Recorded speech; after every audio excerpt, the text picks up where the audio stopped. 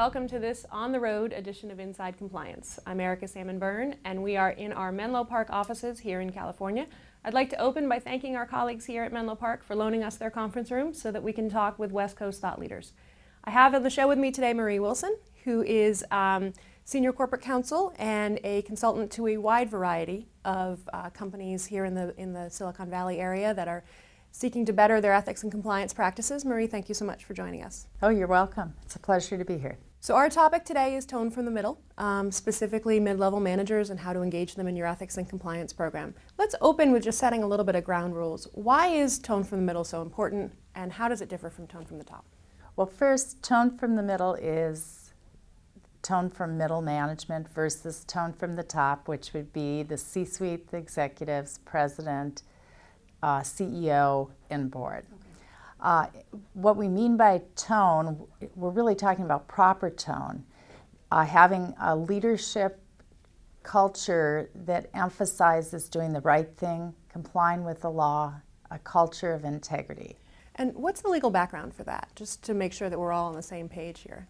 Well, the legal background is, as you go throughout the world, from jurisdiction to jurisdiction, and as you go from topic to topic, whether it's corruption or it's insider trading or it could be any number of topics, the governments of the world, and in particular, because we're in the United States government expects and factors into its sentencing when something goes wrong, what the company culture was. And what the U.S. Sentencing guidelines, for example, say is that a corporation must, at the very top levels, have an active communication and culture around integrity and compliance with the law. Okay.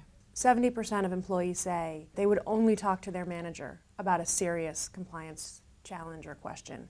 85% of employees in the most recent NBES survey said the single most important person to them was their manager. And when you pause to think about it for a minute, it only makes sense. The person that you interact with the most on a day-to-day basis is the person from whom you're going to take your cues. If he's, taking a buddy out for dinner and then expensing it, well, you're going to think it's just fine to take a buddy out to dinner and expense it. Or if she's rounding mileage, you're going to think it's fine to round mileage.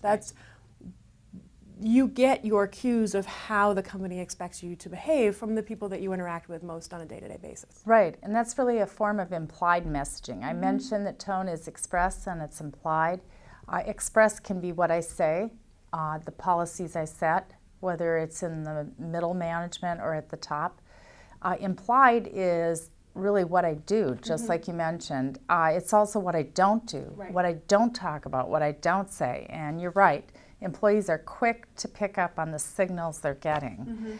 If I say nothing about policy, the right thing, what I expect on legal compliance, that sends a message. Right. Just like managers fudging expenses, that clearly is implied messaging. This is acceptable. What are some of the key differences that you see between the way that tone in the middle is communicated and the way that the tone at the top is communicated? Is there more of an emphasis at the middle on implied tone, or is express tone really important whatever level we're talking about? I think it's imperative at all levels.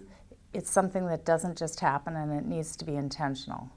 And I think it's equally important at both the top and middle level, though of course policy is normally set at the top level. Sure. Middle management wouldn't be setting the policies or direction for the whole company. Yeah. What about when we look globally? So, one of the challenges a lot of companies have is setting a tone at headquarters, and then how do we really communicate that? So from your perspective, what are some best practices that you see companies doing? We try to make this show as practical as possible, give people an opportunity to walk away with some ideas. So what are some of the things you've seen companies doing that you say, that's a good idea? Manager toolkits, training and communication for managers, and including managers actively in any in-person and other training as a face globally. So for example, if a company has 25 regional offices throughout the world, actively including those managers in the training and the communications on the ground. And then before even doing that, really affirmatively training the managers as to what is expected, why it's important, and equipping those managers so they're not just a face. And that is so incredibly critical. You know, we've seen some recent survey data. KPMG did a survey that 65% of the surveyed managers said they feel completely unprepared to deal with an employee issue. Oh, absolutely. I don't doubt it. Yeah, they don't feel like they have the skills. They don't feel like they understand, you know, what their resources are, and especially newer managers, people who are perhaps not trained to manage. You know, in a lot of organizations, you know, we see people being promoted to management positions because they're good at the job they were doing, right? Not because they're necessarily good managers. Right. And then many organizations decide not to train those managers on how to manage. And so, you know, so if you take that 70% statistic we talked about a couple minutes ago, 70% of employees would only go to their manager or maybe their manager's manager with a serious issue.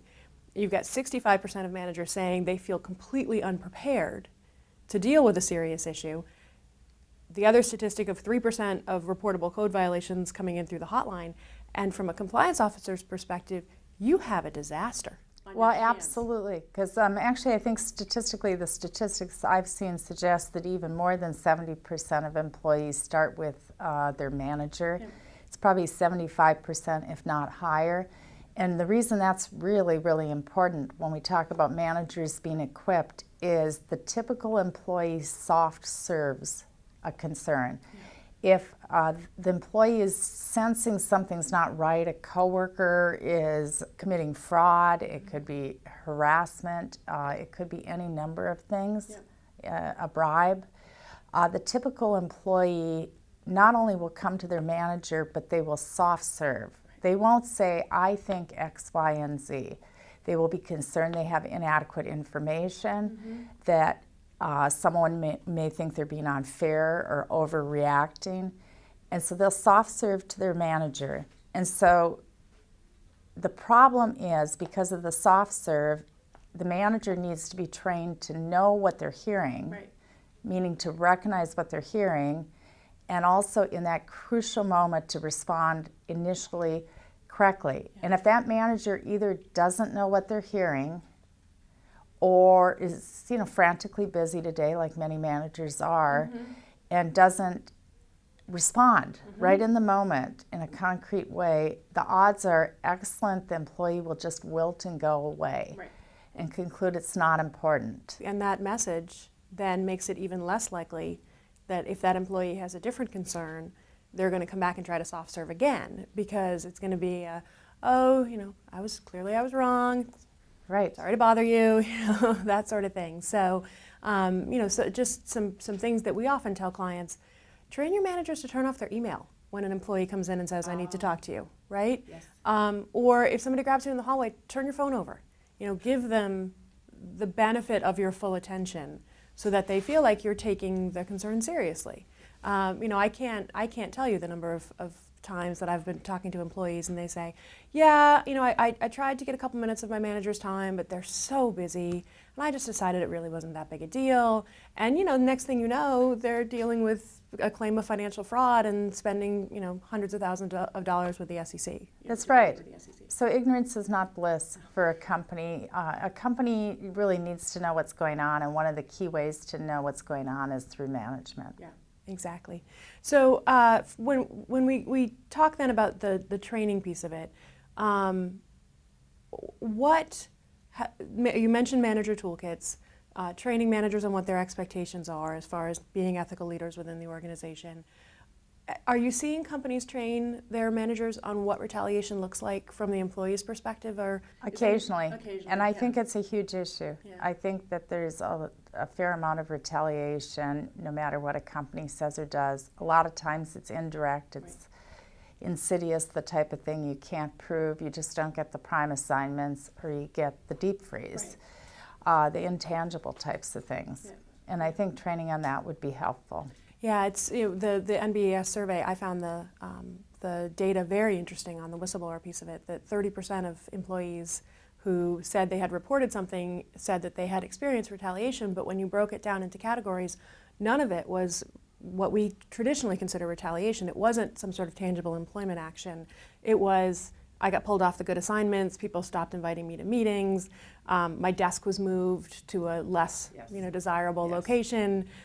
Just things that made the employee feel like they were really no longer welcome in that particular workforce. And it was all instigated by the frontline manager.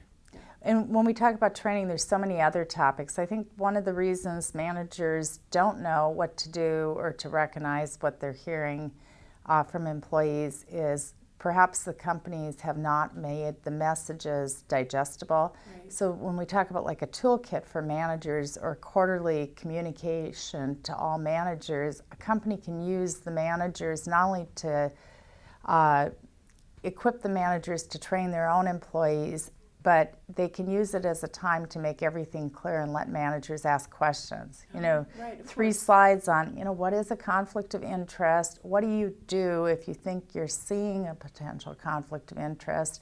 What's the process? Right. Something that's digestible that they can pass on to their employees, but that teaches them when they hear from one of their subordinates a concern about something to recognize what the topic is. Right. No, that makes complete sense. Well, Marie, clearly you and I could talk about this all day. But we do try to keep these digestible and short, so we'll have to have you back on the show at some point in the future so that we can continue this conversation. Well, thank you. It's been a pleasure to be here today, and I look forward to that. And thank you all for joining us for this edition of Inside Compliance. We'll see you next time.